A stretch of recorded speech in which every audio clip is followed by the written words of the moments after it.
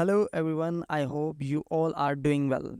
Welcome back to another YouTube video, or if you are new over here, then welcome to my YouTube channel DIY Home Decor.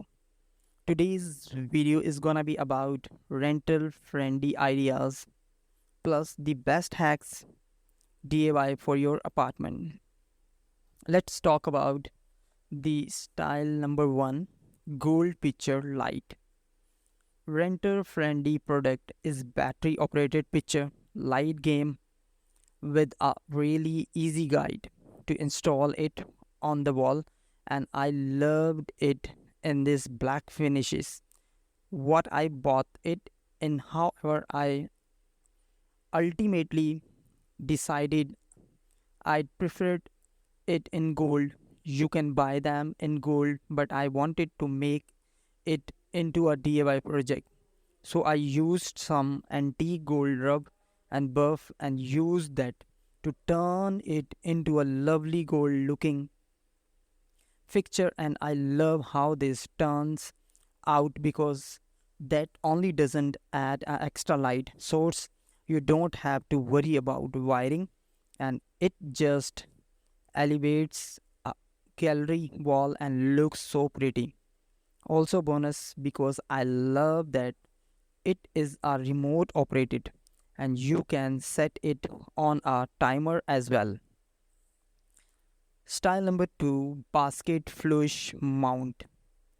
It's another flush mount light hack, and what we did was take a basket, flip it over and cut off the bottom to the size of the lamp that I am adhering this to as an optional step.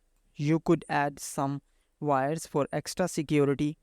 I found I did not need to do that, and all I had to do was pop that right on over the existing lampshade, and it just changed the look of this light completely, and nobody would ever know. Style number 3, adding a rug.